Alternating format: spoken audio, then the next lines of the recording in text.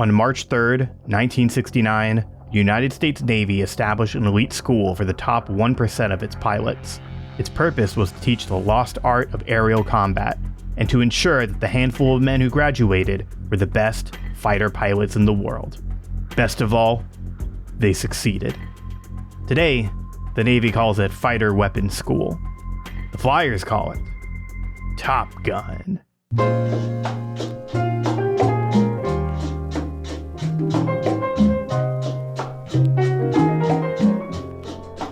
Hi there, I'm Scott D. Forsythe, professional voice actor and pop culture enthusiast. Today, we're talking about a movie series that I've written off for far too long.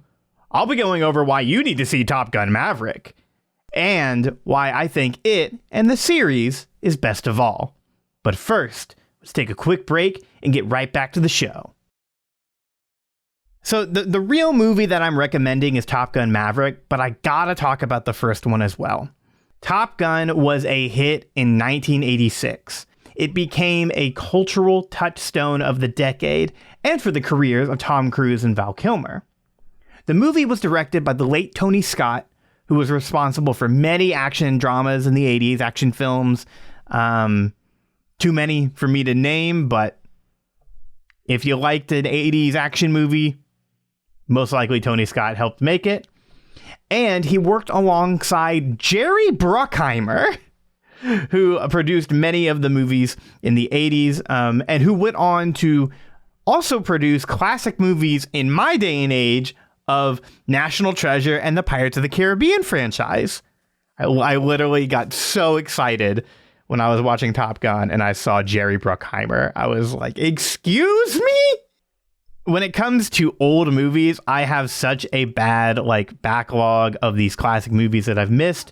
So even if you haven't seen Top Gun, it has a myriad of callbacks and parodies in pop culture over the years. I have always known about the movie. I have seen scenes from it through basically I thought that I saw the movie through osmosis of oh yeah, someone's just referencing it. That's probably from Top Gun. But there is a lot that came from the movie that I just didn't expect, Danger Zone. That's pretty much it, because I knew about I gave him the bird, sir, and the volleyball scene. I knew some of this stuff already. I was like, okay, I know that's from Top Gun. And for me, I just wrote the movie off. I didn't give it the time of day. I just thought it was another military movie. Which I'm not a huge fan of. I'm not here to hate on military war movies if that's your favorite thing. It's not mine. A lot of it, especially the ones that rub me the wrong way, like American Sniper and Lone Survivor. Those movies really come across as army military propaganda, and it just bothers me. I just don't enjoy those movies. Which is funny because I really like the Marvel series, and the Marvel is notoriously backed by the U.S. military, but it's different. And so is Top Gun. I don't see this movie as really pro-military, really oh, you need to join the Navy immediately. One, I didn't know the movie had to do with the Navy. I saw planes and I assumed it had to do with the Air Force. And I couldn't have been more wrong. It's a movie that uses the setting to tell a story. At least that's how I see it. That's how I'm presenting it to you. If that's not the case or somebody else sees it a different way, I get that. But to me, it is the epitome of why Tom Cruise works as an actor and what makes action dramas fun. So the story of Top Gun follows Pete Maverick Mitchell and Nick Goose Bradshaw. They are U.S. Navy flyers. They fly planes off of aircraft carriers, and typically they're in duos. I forget their actual technical terms, but they are chosen to attend the Top Gun training program, a very esteemed flight school for the best of the best. And that's pretty much where the movie takes place. It is the two of them training and kind of learning a lesson in humility and respect and like letting go of the need to show off. Sure, this movie has its fair share of fast planes and hot dudes, but like at the heart, we have a really, really solid character drama about a hotshot learning how to operate in the real world, which is Maverick. I mean, his name is Pete Mitchell. Everybody calls him Maverick. I didn't know that Goose's first name was Nick. I was like, what? Yeah, and so Maverick starts getting into this rivalry with Iceman, who's played by Val Kilmer, and trying to like show off. It's a lot of like this pissing contest between these two really like macho military guys who are like, I'm better than you, I'm cooler than you, I'm gonna get the girl. And there is a little bit of romance too, and it's so surprising. Outside of just being an enjoyable character drama, one thing that really surprised me about the original Top Gun was the limitations of the movie. Being made in the 80s and being a movie about flying planes, you really couldn't do like big sweeping shots of like CGI planes flying around like you would see nowadays. So what they did instead is they kept the focus on the pilots. So you have this like really intimate fights and like maneuvers that the planes are doing that are actually done by real Navy pilots. But when they're showing it in the actors, I don't know, you just get a different feeling. I really, really, really liked that. And it's so engaging. It makes these dogfights, even though they're not particularly visually interesting to watch, you become really invested in it because you know you can see what the character's going through. You can see their reactions to things. And everybody plays it off really well. And they really commit to these different roles. And like throughout most of the movie, Maverick is just kind of like this cool hotshot bad boy that everybody loves. I really like that the movie kind of showed that he needed to kind of like learn a lesson on how to not be arrogant. And I could see back in the day where people were like, he's the epitome of cool. And where some people would get like, get to a level of like in Rick and Morty where people were like, Rick Sanchez is the coolest man. I want to be like him. And it's like, have you watched the show? You don't want to be like him. I could see where some people could get misconstrued with that. But then in the first Top Gun movie, there's an unexpected death. I knew about it coming in because it's like a spoiler that everybody knows. But like in the context of the movie, it's so unexpected. It happens so quickly and it changes the tone of the movie. It's near like the end of the second act going into the third act. And that's when I realized, I was like, oh, this is what made Tom Cruise such a good actor. Because the entire time of the movie, he was playing like a vaguely romantic comedy, cool guy. And then when the death happens, he becomes so somber and so distraught in a very realistic way. And it shows a different side of the actor and a different side of the character. And then that's what pushes him to go through to the final bit of the end and really kind of grow up and learn what makes, legacy, what makes a good hero. I say that in quotes. It's really, really engaging. My theater background definitely came out while watching this movie. It reminded me of a very, very good stage play. And I thoroughly enjoyed it. But that was the original. So I want to take a quick break and then we'll talk about the sequel, Top Gun Maverick. So obviously me and many others love the original Top Gun.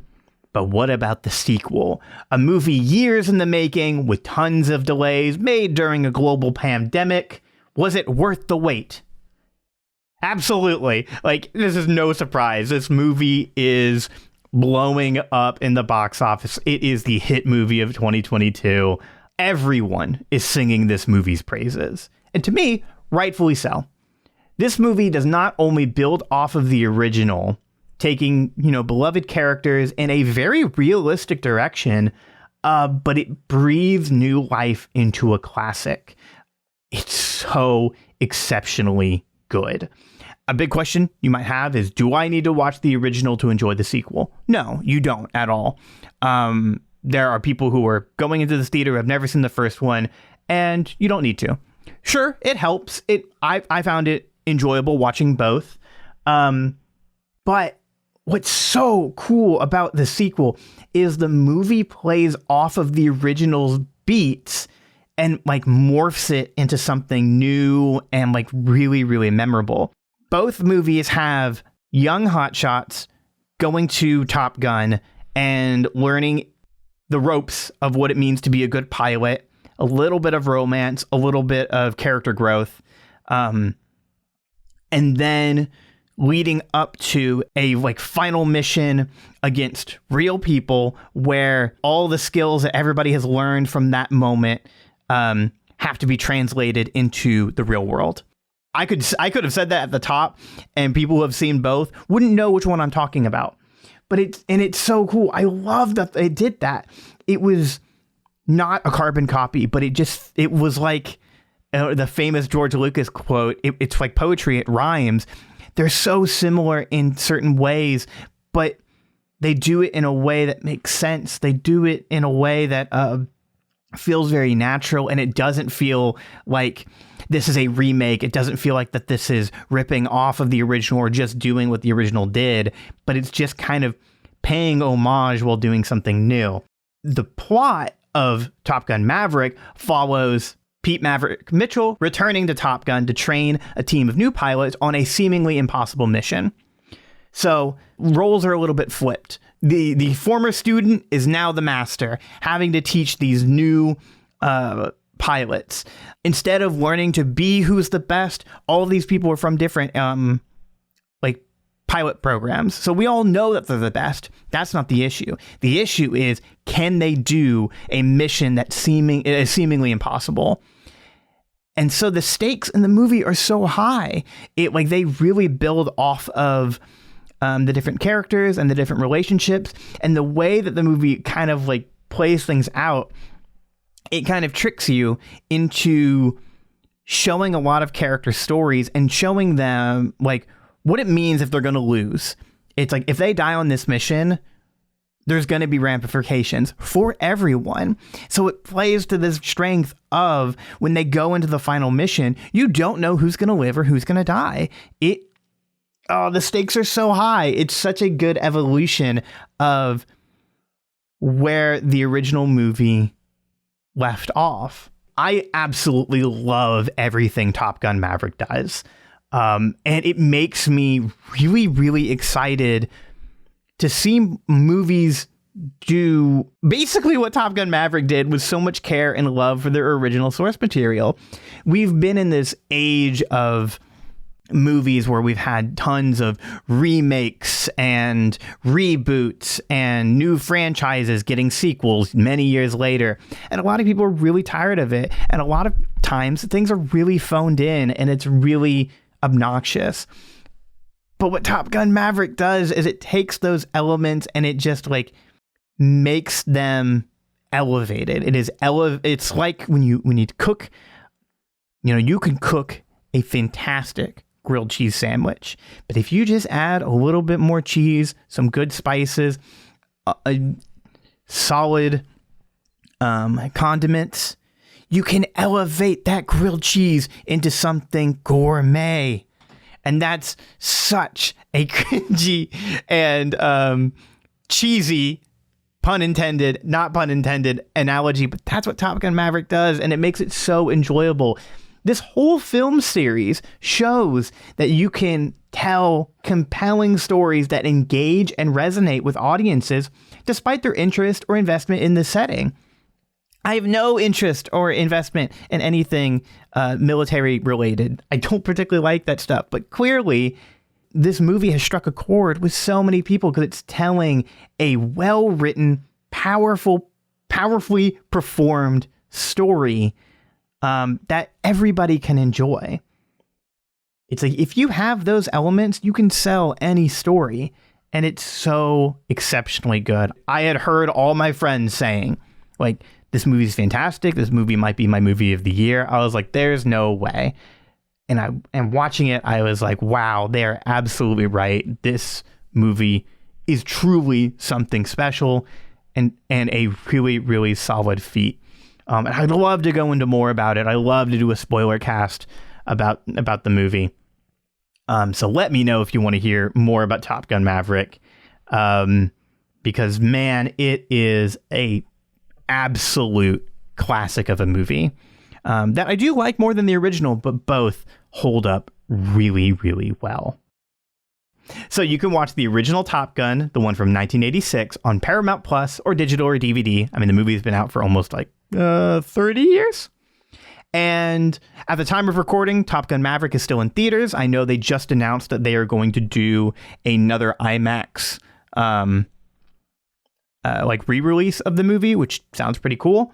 But once it's out of theaters, it'll be on streaming and digital and DVD in probably the next few months or so. So there's the what's what on the Top Gun series, or Top Gun duology. Maybe they might make more, I don't know. But if you have any other thoughts on Top Gun sequels or just fast planes, feel free to email us at mail@ScottyMeLad.com. Your letter might be even read on the show. You can also stay up to date on all things Best of All on Twitter at ScottyMeLad. That's Scotty MELAD. So hopefully you've taken something out of this episode and will give Top Gun Maverick and the original Top Gun a shot. But best of all, you were a listener. And we at ScottyMeLad thank you. And sir, that's my closer.